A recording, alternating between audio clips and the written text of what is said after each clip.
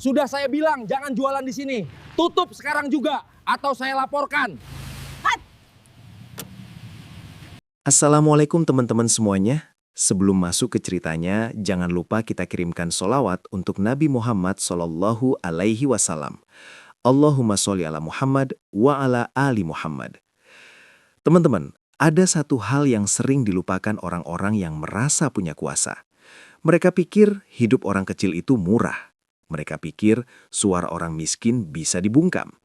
Mereka pikir sekali diinjak, selesai. Tapi mereka lupa. Kadang yang paling berbahaya bukan orang yang punya jabatan, bukan orang yang punya uang, dan bukan orang yang punya koneksi. Yang paling berbahaya adalah orang yang sudah terlalu lama sabar, terlalu lama diam, lalu pada satu titik kebenaran berdiri di pihaknya. Dan malam ini, saya akan ceritakan kisah seorang pria yang berniat menghancurkan hidup seorang perempuan kecil penjual makanan di pinggir jalan, tapi justru dirinya sendiri yang hancur tanpa sisa. Jadi sebelum lanjut, bantu dukung channel ini dengan subscribe, tekan tombol like, dan share cerita ini ke teman-teman kalian. Karena di sini kita bukan cuma dengar cerita, tapi juga belajar bahwa kesombongan, sekuat apapun berdirinya, selalu punya hari untuk tundang. Malam itu udara terasa dingin. Langit menggantung rendah, awan hitam menutup cahaya bulan, dan angin membawa bau tanah yang baru saja diguyur hujan. Di sebuah sudut jalan kecil yang ramai saat sore namun sepi saat malam, seorang perempuan bernama Sari sedang membereskan gerobak makannya. Usianya tak lagi muda. Wajahnya sederhana, lelah tapi teduh. Tangannya cekatan menata sisa piring, menutup panci, menghitung uang receh yang didapat sepanjang hari. Uang itu bukan untuk dirinya. Uang itu untuk ibunya yang sakit-sakitan dan untuk adiknya, Raka, yang masih sekolah. Sari bukan siapa-siapa. Bukan orang terkenal. Bukan orang berpengaruh. Bukan orang yang punya backing. Tapi satu hal yang selalu dia jaga, harga dirinya. Ia hidup sederhana, jujur, dan tidak pernah mencari masalah. Namun justru orang seperti itulah yang sering dianggap paling mudah ditekan. Malam itu, dari kejauhan, lampu mobil hitam menyorot tajam ke arah gerobaknya. Mobil itu berhenti mendadak. Pintu terbuka keras. Keluar seorang pria berpakaian rapi, sepatu mengkilap, aroma parfum mahal menyengat udara malam. Namanya Arman. Arman dikenal sebagai orang yang punya pengaruh besar di lingkungan itu. Ia memegang banyak urusan, kenal banyak orang, dan terbiasa melihat orang lain menunduk saat ia bicara. Senyumnya tipis, tapi matanya dingin. Matanya seperti milik seseorang yang terlalu lama hidup tanpa pernah mendengar kata tidak. Ia melangkah mendekat ke gerobak Sari, melihat sekeliling, lalu menatap perempuan itu dari atas ke bawah dengan jijik yang tidak disembunyikan. Masih jualan juga jam segini, katanya pendek. Sari menoleh. Sopan seperti biasa. Sebentar lagi tutup, Pak. Arman mendengus kecil. Sudah saya bilang, tempat ini bukan buat orang seperti kamu. Sari terdiam.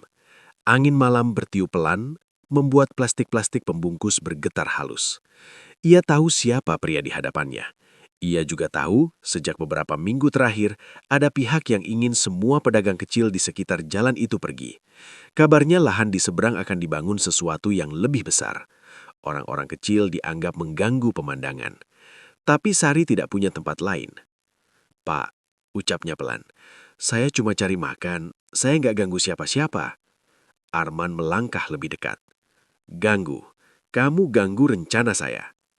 Kalimat itu sederhana, tapi nadanya membuat udara mendadak terasa lebih dingin.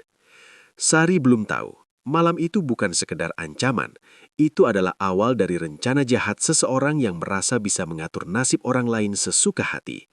Dan dia juga belum tahu bahwa bentakan, hinaan, dan fitnah yang akan datang setelahnya justru akan jadi jalan yang menyeret pria itu jatuh ke lubang yang ia gali sendiri. Pagi berikutnya datang bersama langit yang kelabu. Jalanan masih basah, dan Sari mendorong gerobaknya dengan napas berat. Roda sebelah kiri sudah mulai miring, cat kayunya mengelupas, tapi gerobak itu adalah napas hidup keluarganya. Di rumah kecil yang ia tinggali, ibunya terbaring lemah, sementara Raka, adiknya, masih mengenakan seragam sekolah yang sudah mulai sempit di lengan. Kak, Semalam orang itu datang lagi? Tanya Raka pelan. Sari berusaha tersenyum. Sudah, kamu fokus sekolah saja. Tapi Raka tahu kakaknya sedang menyembunyikan sesuatu. Ia kenal wajah itu. Wajah yang berusaha terlihat tenang, padahal isi hati sedang penuh tekanan. Siang harinya, saat suasana mulai ramai, Sari baru saja melayani 2 pembeli ketika sebuah motor berhenti. 2 pria turun, menendang kaki gerobaknya sampai oleng. Jangan mas!" teriak Sari kaget. Salah satu pria itu menatap sinis. Katanya sudah diperingatkan. "Saya salah apa?" tanya Sari dengan suara gemetar. "Bukan salah, cuma kamu terlalu lama di sini." Orang-orang mulai menoleh, tapi seperti biasa, kebanyakan hanya melihat. Karena siapapun tahu, melawan orang yang punya jaringan kuat hanya akan mengundang masalah. Salah satu pria meraih toples kerupuk dan melemparkannya ke jalan. Kerupuk berhamburan ke aspal yang kotor. Yang lain mendorong gerobak hingga panci kuah terguncang, hampir tumpah. "Stop! Tolong!" Suara Sari pecah. Namun 2 pria itu justru tertawa. Saat itulah Raka datang dari ujung jalan. Ia baru pulang sekolah dan melihat kakaknya diperlakukan seperti itu. Tanpa berpikir panjang, ia berlari. "Hei, jangan ganggu kakak saya!" Tubuh remaja itu kecil, tapi keberaniannya melesat lebih cepat daripada rasa takutnya. Ia mendorong salah satu pria tersebut. Bukan dorongan kuat, tapi cukup membuat suasana pecah. Pria itu marah. "Berani kamu!" Tangannya terangkat hendak memukul Raka. Dan di detik itulah, seseorang muncul dari belakang, menangkap pergelangan tangan pria itu dengan keras. Semua orang menoleh. Seorang perempuan muda berdiri tegak di sana. Jaket sederhana, rambut diikat, tatapan tajam, dan gerak tubuh yang tenang seperti orang yang tahu kapan harus diam dan kapan harus bertindak. Namanya Naila. Ia bukan warga tetap di situ. Belakangan ia sering datang membeli makan di gerobak Sari. Tak banyak bicara, tapi selalu memperhatikan sekitar. Tidak ada yang tahu, Naila sebenarnya bekerja sebagai staf lapangan di sebuah lembaga pengawasan independen yang sering menangani laporan penyalahgunaan kuasa dan intimidasi terhadap warga kecil. "Lepaskan!" bentak pria itu. Naila menatapnya datar. "Kalau tanganmu turun, saya lepas." "Siapa kamu?" "Orang yang sedang lihat kamu mau mukul anak sekolah." Pria satunya maju, hendak ikut menyerang. Tapi Naila bergerak cepat. Ia memutar tangan pria pertama, membuat tubuhnya membungkuk. Lalu dengan satu langkah pendek, ia menepis serangan pria kedua hingga orang itu tersandung ke samping dan jatuh duduk di jalan. Bukan perkelahian brutal. Semuanya hanya berlangsung beberapa detik. Singkat, cepat, tapi cukup membuat 2 pria itu tidak berkutik. Warga yang sejak tadi ragu-ragu, kini mulai berani mendekat. "Cukup, sudah keterlaluan!" teriak seorang bapak. "Iya, ini cari makan kok diganggu!" sahut ibu-ibu dari warung sebelah. 2 pria tadi saling pandang. Mereka tidak menyangka akan ada yang berani melawan. Salah satunya langsung mencabut ponsel dan berkata sambil mundur, "Kalian selesai, tunggu saja." Mereka pergi dengan wajah menahan malu. Sari masih berdiri gemetar, tangannya memegang lengan Raka. Wajah anak itu pucat. Naila menatap Sari. "Ibu nggak apa-apa?" Sari mengangguk pelan, meski matanya mulai basah. "Terima kasih." Kerumunan belum bubar, ketika seorang pemuda yang tadi duduk di warung kopi mengangkat ponselnya. "Aduh, tadi saya sempat rekam." Kalimat sederhana itu kelak akan mengubah segalanya. Menjelang malam, video kejadian itu mulai beredar dari satu grup ke grup lain. Awalnya cuma warga sekitar, lalu masuk ke grup keluarga, lalu ke media sosial. Potongan videonya jelas, 2 pria mengganggu gerobak kecil, seorang anak sekolah hampir dipukul, lalu seorang perempuan datang melindungi mereka dan melumpuhkan pelaku tanpa banyak bicara. Video itu meledak, komentar bermunculan. "Kasian banget ibu itu. Siapa pria di balik ini? Yang nolong keren banget. Tapi kenapa pedagang kecil terus yang jadi korban? Cek dulu fakta lengkapnya, jangan termakan video potong-potong." Dalam hitungan jam, warga mulai bicara. Banyak yang mengaku pernah melihat intimidasi serupa, tapi selama ini takut bersuara. Beberapa media lokal datang keesokan harinya. Kamera mulai menyorot gerobak Sari. Wawancara mulai bermunculan. Dan di balik layar, Arman menonton semuanya dari ruang kerjanya yang dingin. Tangannya mengepal pelan. Dia tidak marah karena video itu viral. Dia marah karena untuk pertama kalinya ada orang kecil yang tidak mau tunduk. Cari semua informasi tentang perempuan yang melawan itu. Dan ibu penjual itu, saya mau mereka menyesal pernah bikin saya terlihat buruk. Di luar jendela, hujan mulai turun lagi. Dan seperti langit yang menahan petir, keadaan hanya terlihat tenang di permukaan. Padahal badai sesungguhnya baru akan dimulai. 2 hari setelah video itu viral, nama Sari mulai dikenal banyak orang. Bukan karena ia mencari perhatian, tapi karena hidupnya mendadak dipaksa masuk ke tengah sorotan. Pagi itu, halaman rumahnya dipenuhi sandal. Warga datang membawa nasi, lauk, obat untuk ibunya, bahkan ada yang menyelipkan amplop kecil di bawah toples gula. Orang-orang yang tadinya hanya lewat kini mulai berhenti, duduk, dan mendengar. Tapi di sisi lain, dunia maya mulai berubah ganas. Muncul akun-akun anonim yang menyebarkan narasi berbeda. Katanya, Sari bukan korban, melainkan pedagang liar yang keras kepala. Katanya, Raka duluan yang memancing emosi.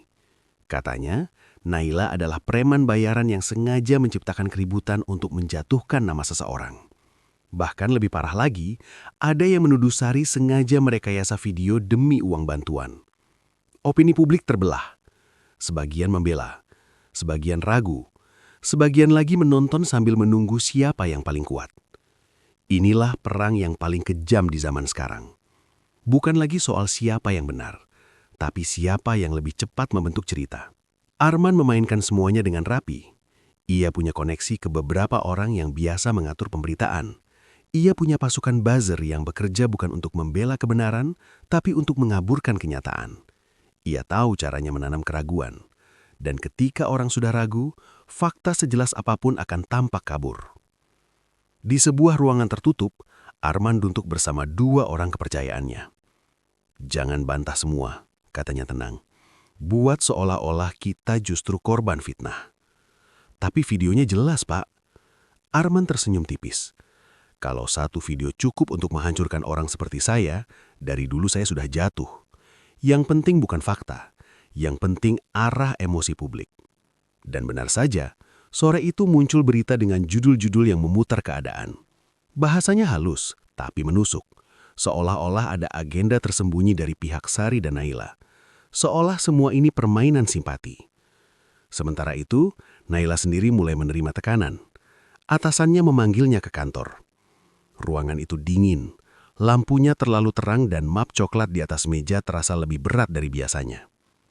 "Atasan saya dapat telepon," kata pimpinan Naila, seorang pria separuh baya bernama Pak Damar. "Katanya kamu terlibat tindakan di luar prosedur." Naila duduk tegak.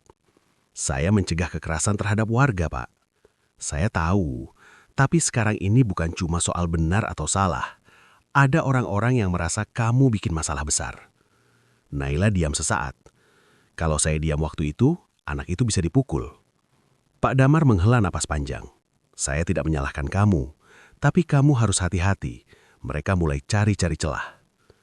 Keluar dari kantor, Naila melihat layar ponselnya penuh notifikasi. Ada pesan ancaman. Ada nomor tak dikenal yang mengirim foto rumah kontrakannya dari kejauhan. Ada kalimat pendek yang membuat bulu kuduk meremang. "Jangan ikut campur urusan yang bukan milikmu." Di sisi lain, Sari menerima tekanan yang lebih kejam.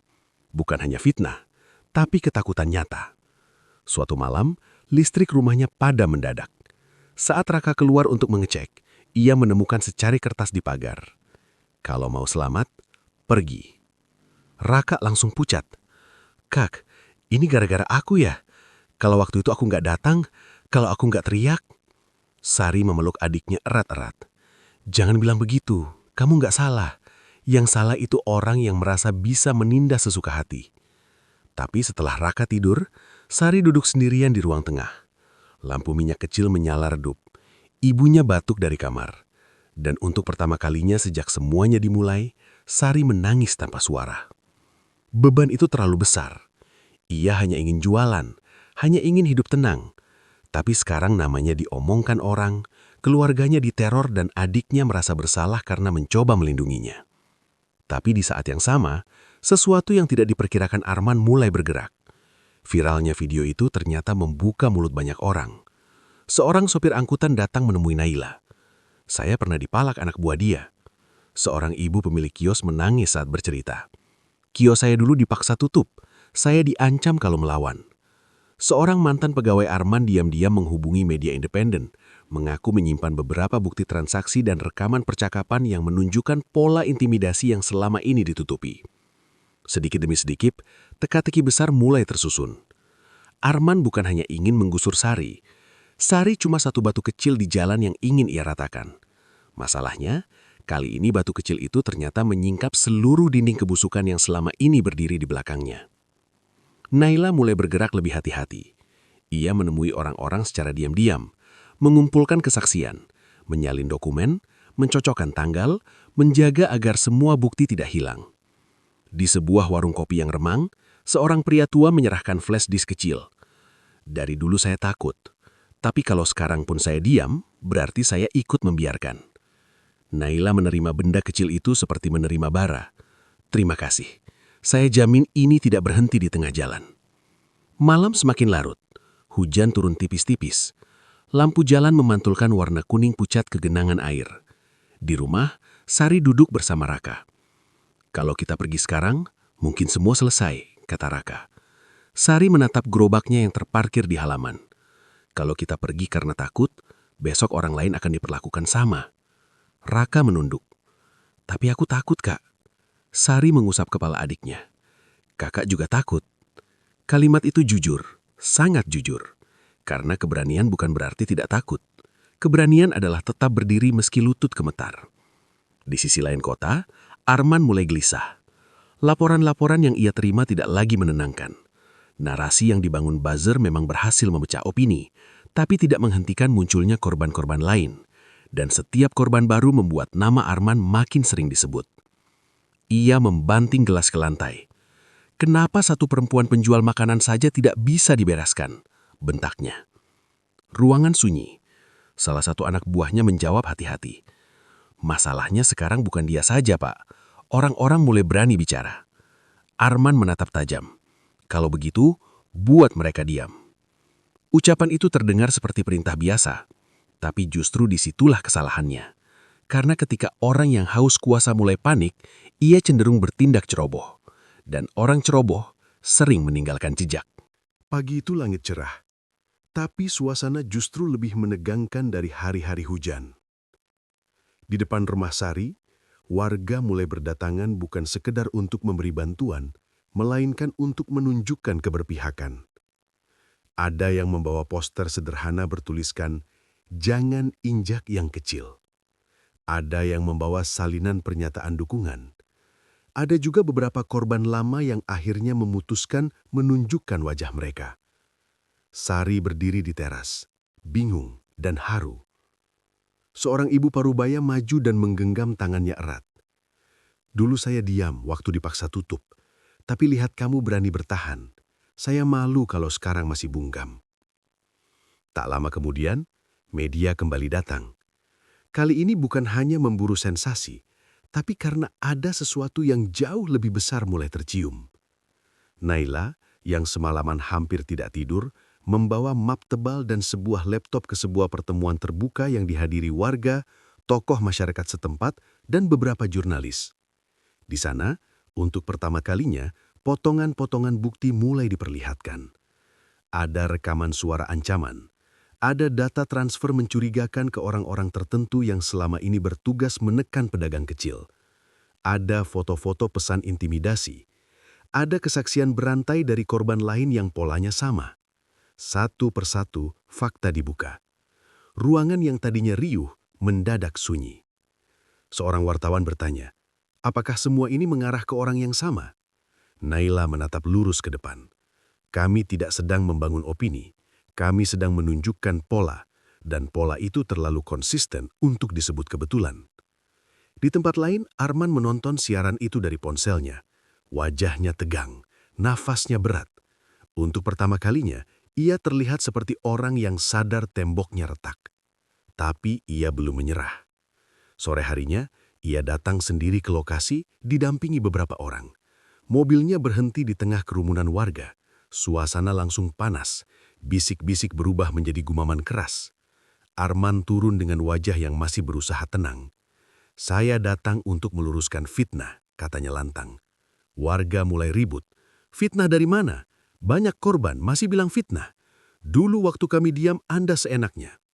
Arman mengangkat tangannya, mencoba mengambil alih keadaan.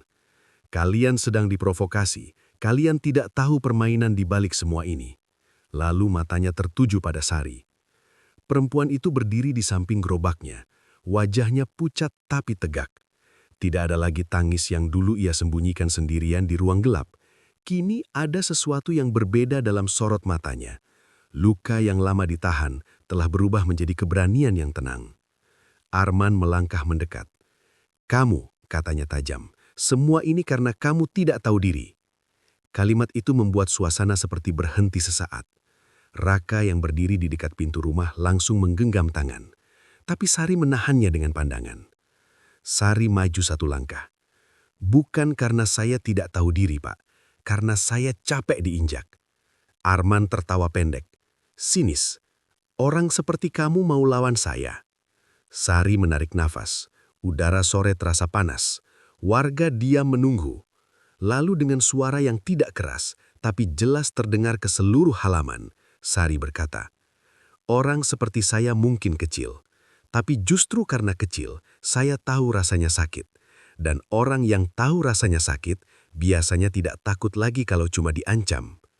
Kalimat itu membuat banyak orang merinding. Arman hendak membalas, tapi Naila sudah maju dengan map di tangan. "Jangan bicara soal ancaman kalau isi pesan dari orang-orangmu masih ada," katanya dingin. Arman menoleh tajam. "Kamu pikir selembar dua lembar kertas bisa jatuhkan saya?" Naila membuka laptop dan memutar rekaman. Suara di dalamnya samar, tapi cukup jelas. Perintah untuk menekan, membuat jera, dan bersihkan tempat itu sebelum akhir bulan. Beberapa warga langsung saling pandang. Ada yang mengenali suara tersebut. Wajah Arman berubah. "Itu editan," bentaknya.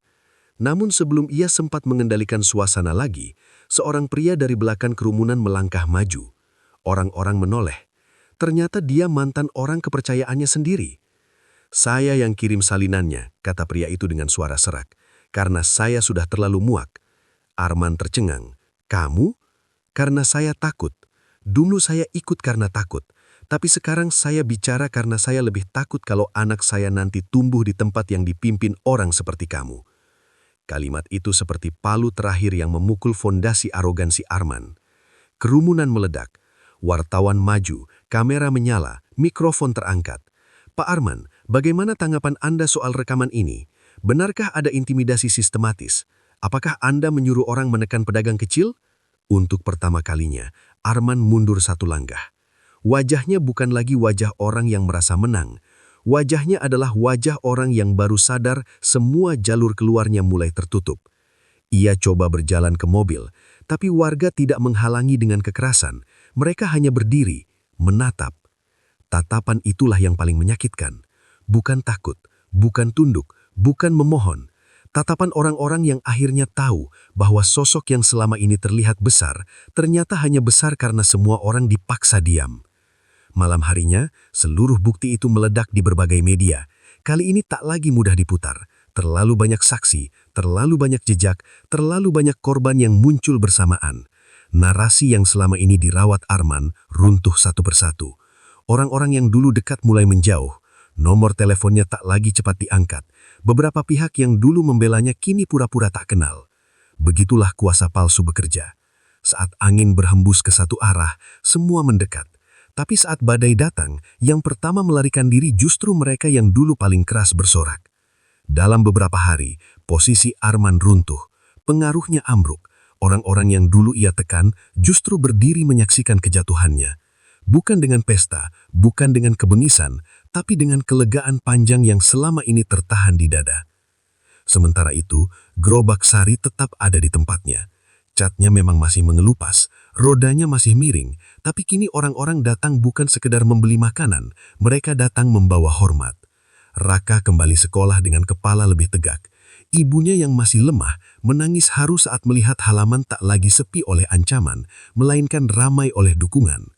Dan Naila, ia kembali menjalani hidupnya seperti biasa, tidak mengejar sorotan, tidak menuntut pujian, tapi semua orang tahu, tanpa keberaniannya berdiri di detik pertama, rantai ketakutan itu mungkin tak akan pernah putus.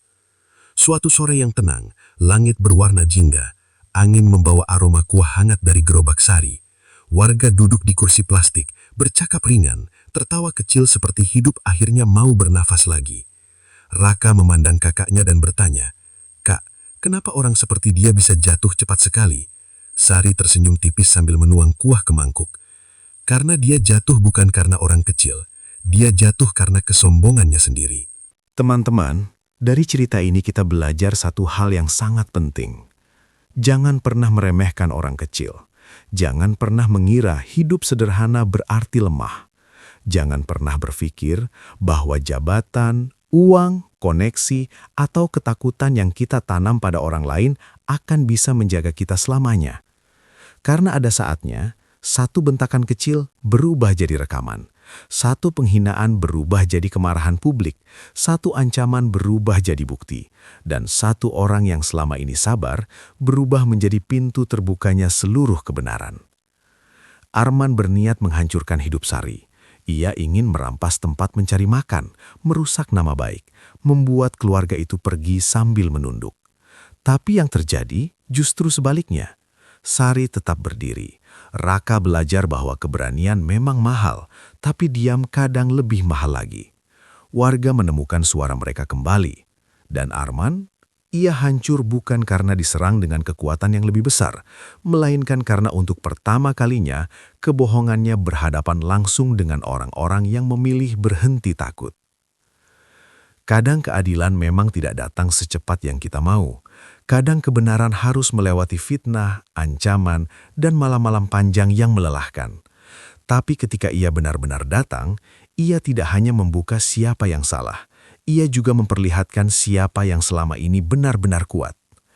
Karena yang kuat bukan orang yang bisa menekan, yang kuat adalah orang yang tetap menjaga hati, tetap berdiri, dan tetap waras, meski berkali-kali dizalimi.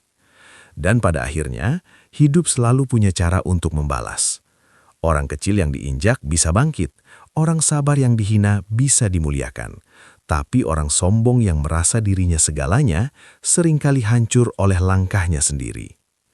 Semoga cerita ini jadi pengingat buat kita semua bahwa kekuasaan tanpa hati hanya akan melahirkan kehancuran, dan kezaliman sekecil apapun kalau terus dipelihara pada waktunya akan menelan pemiliknya sendiri. Sebab pada akhirnya, yang benar mungkin sempat dibuat diam, tapi tidak akan selamanya kalah.